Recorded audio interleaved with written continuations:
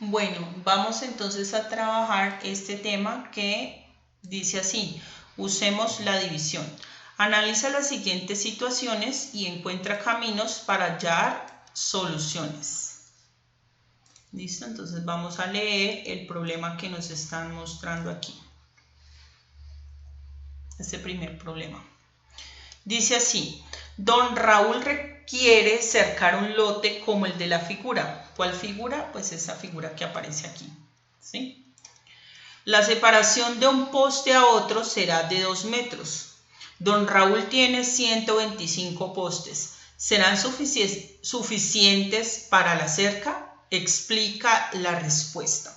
Bueno, este ejercicio lo que nos está planteando es que antes de empezar a resolver el ejercicio debemos conocer el perímetro total del lote de don Raúl, ¿sí? Porque nos están diciendo que vamos a cercar. Siempre que nos hablen de cercar una figura, en este caso un lote, ¿sí? Nos están hablando inmediatamente de algo que se conoce como perímetro. ¿Qué es el perímetro? La medida o la longitud de todo el borde de una figura geométrica cerrada. ¿Listo? A eso es a lo que se conoce como perímetro. En este caso, para conocer el perímetro tendríamos que sumar todas las longitudes de los lados de este lote, de esta figura geométrica que, como ustedes pueden ver, ya tiene indicadas varias medidas, ¿sí? Entonces esta primera medida es 60. Este pedacito no está determinado, pero uno lo puede calcular. Este pedacito que vale 10 metros, este otro pedazo que vale 30, este otro pedazo que no está, pero lo podemos calcular, y este último pedazo de la parte de abajo que nos están diciendo que mide 80. Bien. Ustedes dirán, bueno, ¿y cómo calculamos esos pedacitos que hacen falta? ¿Sí? Ustedes con la información que me están dando, entonces debemos calcular esos pedacitos. ¿Listo? Entonces, bueno, voy a seleccionar aquí el lápiz. Entonces, por ejemplo, aquí empecemos con la información que nos están dando. Si aquí me están diciendo que este pedazo, aunque esto es un polígono irregular, pero vamos a asumir que esta longitud de la parte de abajo es aproximadamente la longitud también del lado de arriba. ¿Listo? Entonces, como este lado de abajo mide exactamente 80 metros y me están diciendo que este lado de arriba mide 30, entonces yo debo calcular, bueno, este otro pedacito junto con este formarían los 80 metros que mide el lado que está exactamente al frente, ¿cierto? Entonces, digamos que por simple lógica, yo al 80 le restaría el 30 que ya me dieron para poder determinar el lado que está acá. ¿Listo? Entonces, teniendo en cuenta eso, yo si al 80 le quito 30, este pedazo, entonces, ¿cuánto me diría? ¿Sí?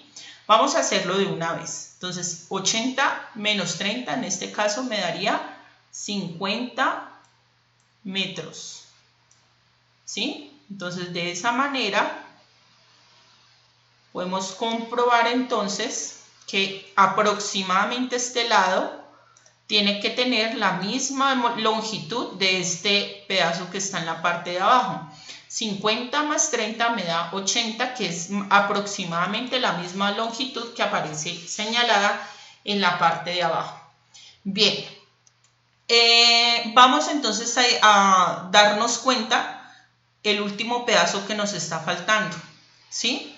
Nos dice que hay un pedacito que está justo al frente que mide 60, pero hay otro pedacito más pequeño que mide 10. Entonces, si yo le sumo este pedazo que está al frente, más este pedacito que está aquí al frente también, ¿cuánto sería? Entonces, 60 más 10 metros me daría una longitud de este lado que hace falta de aproximadamente entonces 70 metros, ¿verdad? Entonces, este ladito ya sabemos que equivaldría a 70 metros. ¿Listo? Entonces, aquí ¿qué hemos hecho? Con las medidas que nos dieron, porque hay una información que nos dieron, pero otra que no nos dieron, ¿sí? Con las medidas que nos dieron, en este caso 60 más 10, logramos determinar la medida que faltaba al lado derecho, que en este caso fueron 70 metros. Con la medida que nos dieron del lado de abajo, logramos determinar la parte de arriba que hacía falta, teniendo en cuenta que una partecita ya medía 30. Entonces, para completar 80, pudimos determinar que entonces esta partecita mide 50 metros. Bueno, ahora sí, teniendo en cuenta esta información, ¿sí? Que este lado mide 60, que este lado mide 50, que este pedacito mide 10, que este 30, que este 70 y que este 80, ya podemos determinar entonces la medida del perímetro. ¿Listo? Entonces, ¿cómo quedaría? Entonces, el perímetro de este lote, de esta figura geométrica que es este lote, sería perímetro igual a, empezamos con el de la izquierda, 60 metros más este más este, entonces sería 50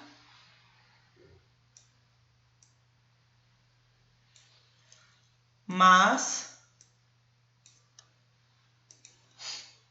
este pedacito, no se nos puede olvidar, 10 centímetros. Estamos midiendo, tomando en cuenta todas esas medidas porque el perímetro es todo el borde. Entonces, todas las longitudes que estén bordeando la figura se deben sumar para poder determinar el perímetro. ¿Listo? Entonces, bueno, ya sumamos este pedacito. Ahora falta sumar este. Más 30. Más este pedazo, 70, aunque aquí no lo estoy poniendo, recuerden que nos estamos refiriendo a metros, ¿no? Estamos sumando metros, más el último pedazo que es este de abajo, 80.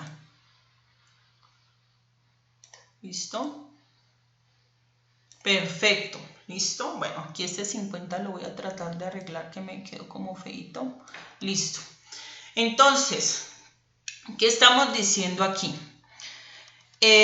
Nos están planteando un problema matemático en donde dicen que hay que bordear un lote, ¿sí? Como el que aparece en esta figura, teniendo en cuenta que contamos con 125 postes, pero esos postes se deben poner, digamos, en una distancia separados de 2 metros. O sea, entre cada poste debe haber una separación de 2 metros. Leámoslo nuevamente para que quede claro. Dice, don Raúl quiere cercar un lote como el de la figura, es decir, este.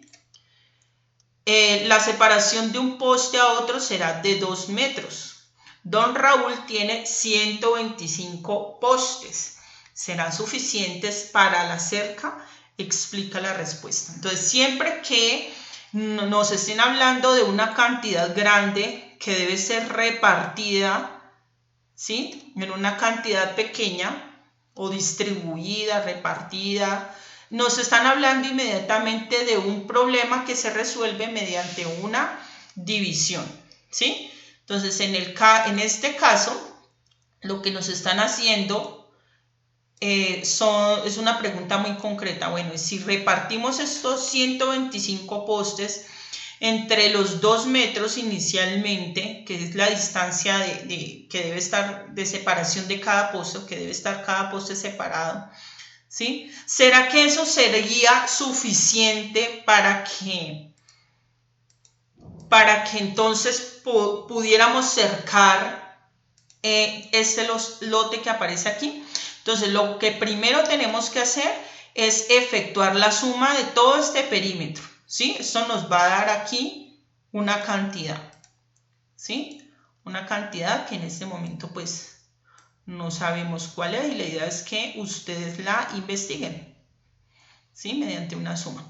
Entonces, cuando establezcamos esa cantidad, ese perímetro que viene siendo la longitud de toda esta figura geométrica, de todo el borde, entonces vamos a hacer una división, una repartición. ¿Una repartición de quién? De estos 125 postes repartidos en los 2 metros para darnos cuenta si esa medida será suficiente para bordear toda la cerca o no. ¿Sí? Entonces, lo que tendríamos que hacer para resolver el ejercicio sería hacer una división entre 125, que es la cantidad de postes, dividido entre los 2 metros de distancia que debe tener cada poste.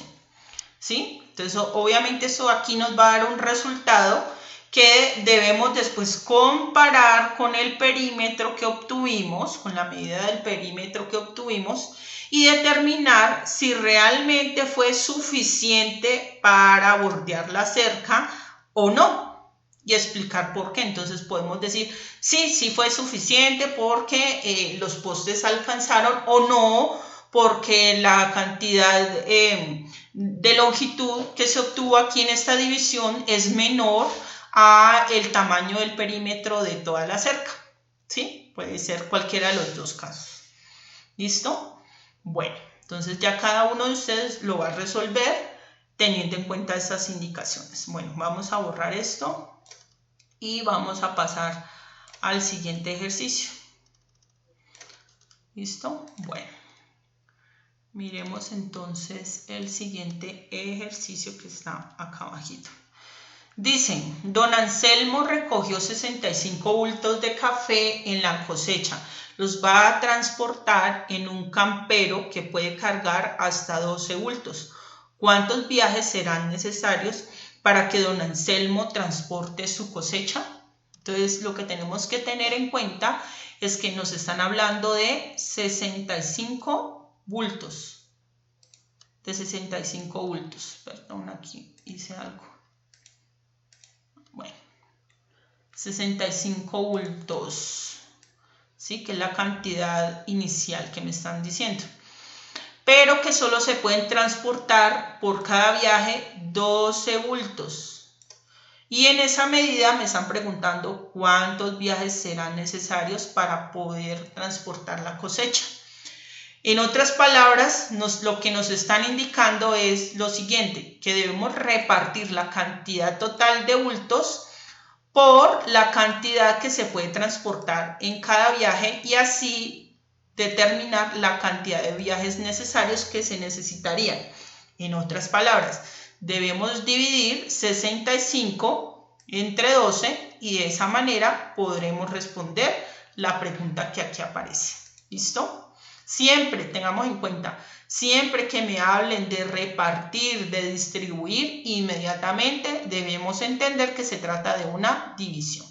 ¿Listo? Borremos y continuemos con el siguiente ejercicio. ¿Listo?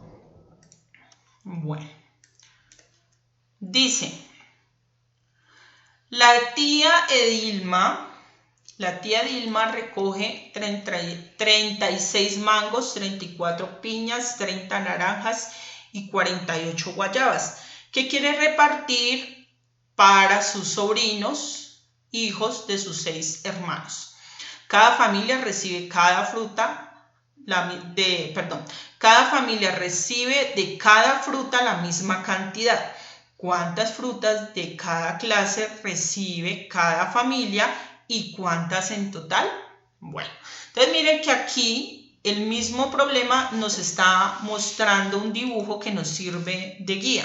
Entonces es como si quisiéramos formar unas canastas de frutas que debemos repartir entre 6 hermanos, ¿sí?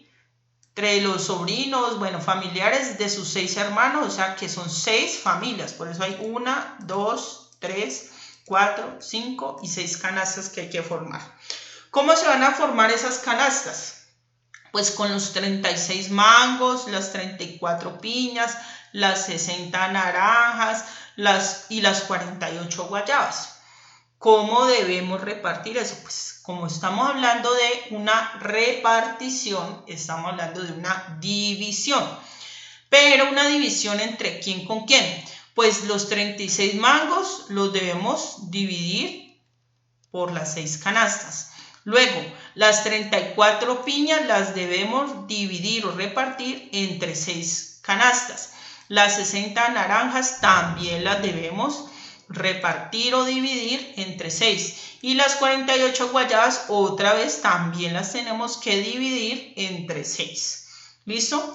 Cuando ustedes hagan la división, es decir, de los 36 mangos entre 6, 34 piñas entre 6, 60 naranjas entre 6 y 48 guayabas entre 6, ya van a poder responder cuántas frutas de cada clase recibe cada familia y cuántas en total. Cuando me preguntan cuántas en total, es que yo debo sumar el resultado que me dé de dividir 36 entre 6, 34 entre 6, 60 entre 6 y 48 entre 6.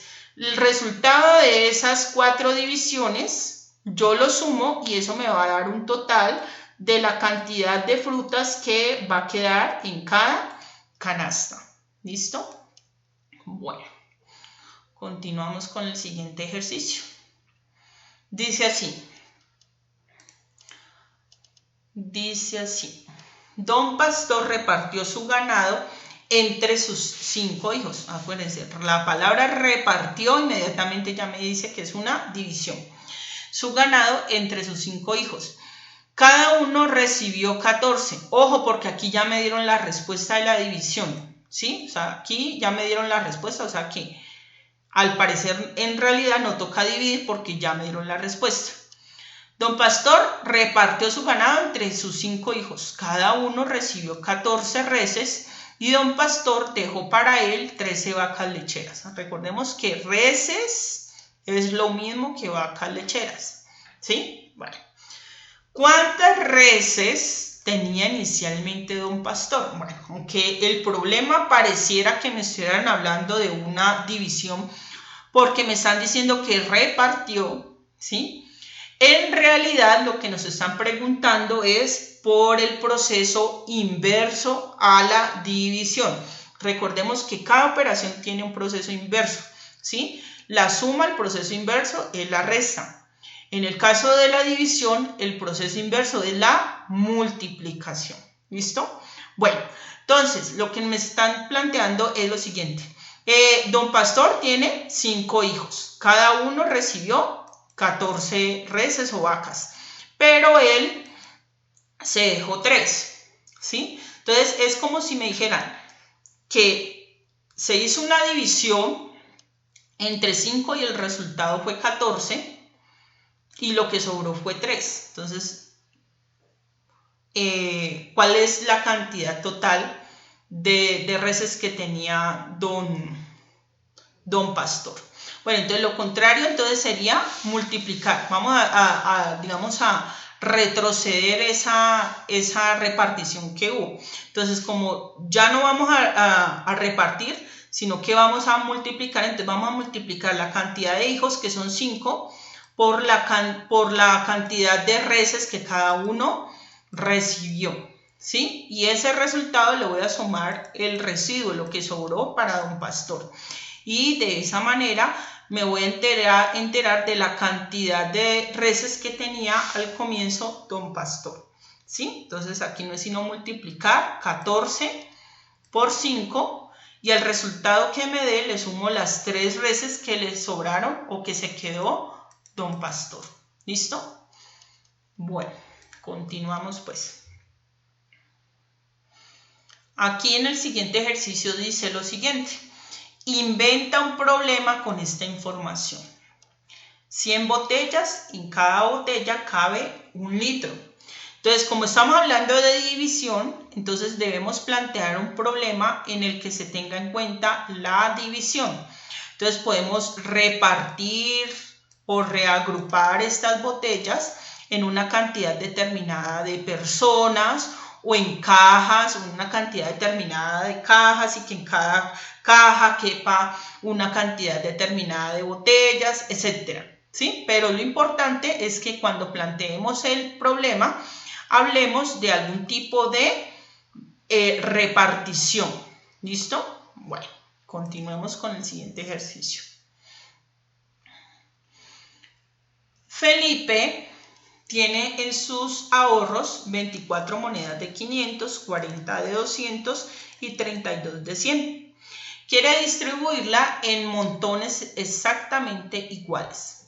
¿Cuántas monedas de cada denominación puede colocar Felipe en cada montón? ¿Cuánto dinero hay en cada montón? ¿A cuánto ascienden los ahorros de Felipe?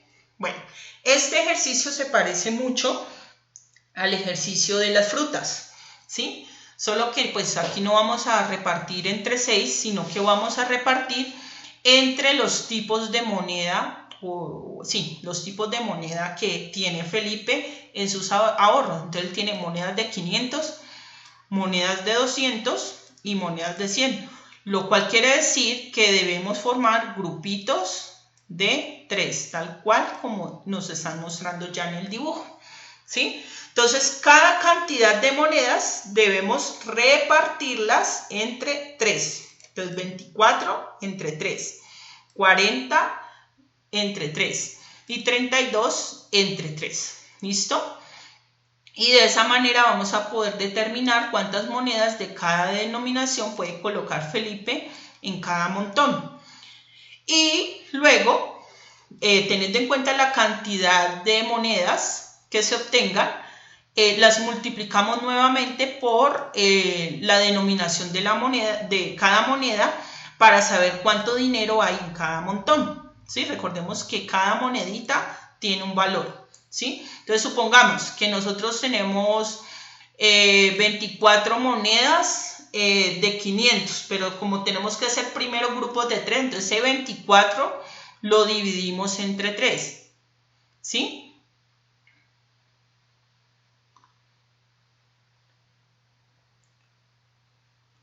Supongamos que me dio 8, ¿sí? Supongamos que me dio 8 monedas de 500, ¿sí? Entonces yo, bueno, listo, tengo 8, en cada grupo tengo 8 monedas de 500.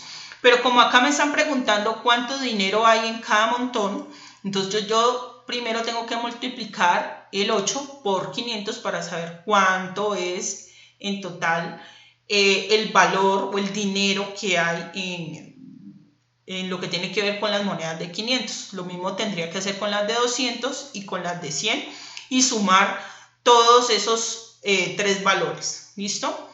¿A cuánto ascienden los ahorros de Felipe? Entonces, cuando yo determine el valor de cada grupito, simplemente lo sumo y eso me va a dar el resultado total del dinero que tiene ahorrado Felipe. ¿Sí? Bueno, entonces, vuelvo a repetir para que quede súper claro. Me dicen que tengo 24 monedas de 500, 40 de 200 y 32 de 100. Me dicen que debo distribuirlos en montones iguales. Como tengo de 3 tipos las monedas de 500, de 200 y de 100, quiere decir que debo formar 3 grupos, ¿sí? Entonces, a cada cantidad de monedas la divido siempre entre 3 y eso me va a dar la cantidad de monedas de cada grupo, de cada denominación, ¿sí? Entonces, supongamos que el primer grupo me quedó conformado por 8 monedas de 500, ¿sí? Y así sucesivamente. Pero como aquí me están preguntando cuánto dinero hay en cada montón, entonces la cantidad de monedas las debo multiplicar después por el valor de cada una. ¿Listo? Y eso me va a ayudar a responder la cantidad de dinero total en cada montón. Y la última pregunta dice, ¿a cuánto ascienden los ahorros de Felipe? Entonces, el valor que yo obtenga de las monedas de 200, de 500 y de 100, los debo sumar y eso me va a dar el resultado total. ¿Listo? Bueno. Conozcamos una nueva propiedad, multiplicaciones de las formas A por B más C o B más C por A. Con mucha frecuencia aparece la necesidad de calcular la multiplicación en la que uno de los factores es un número y la otra es una adición o suma. Ejemplo, 4 por 7 más 2 o 7 más 2 por 4.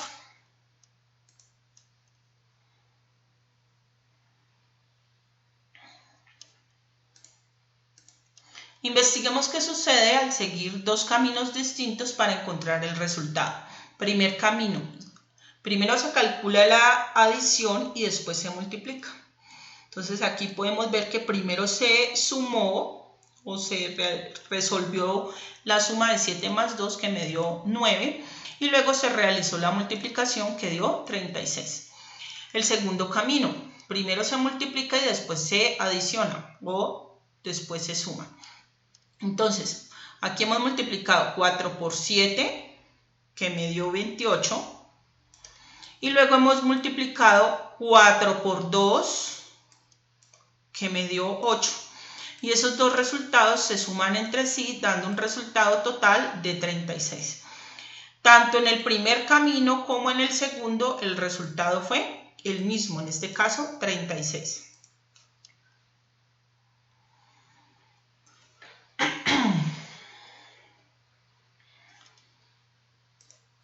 Investiguen si al seguir estos dos caminos el resultado de estas multiplicaciones de un número por adiciones es el mismo. Entonces dan dos ejemplos, 7 por 8 más 2 y 6 por 4 más 5. Entonces lo que se está proponiendo aquí en realidad es que cada operación la resolvamos de dos maneras. ¿Cuáles dos maneras? Primero multiplicando por cada número. Puede ser el primer camino y el otro primero resolviendo la suma y comparando si efectivamente por los dos caminos da el mismo resultado. Aquí nos están preguntando, ¿este hecho siempre se cumplirá o habrá un caso en que no? ¿Listo? Entonces hay que investigar si es verdad tal afirmación.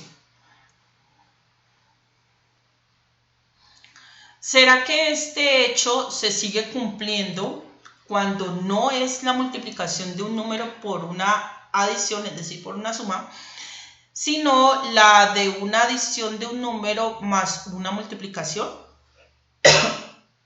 Comprueben con los dos casos siguientes. Entonces, ¿qué pasa cuando primero se pone la multiplicación y después la suma? ¿Será que ocurre lo mismo? Entonces toca comprobar resolviendo estos ejemplos.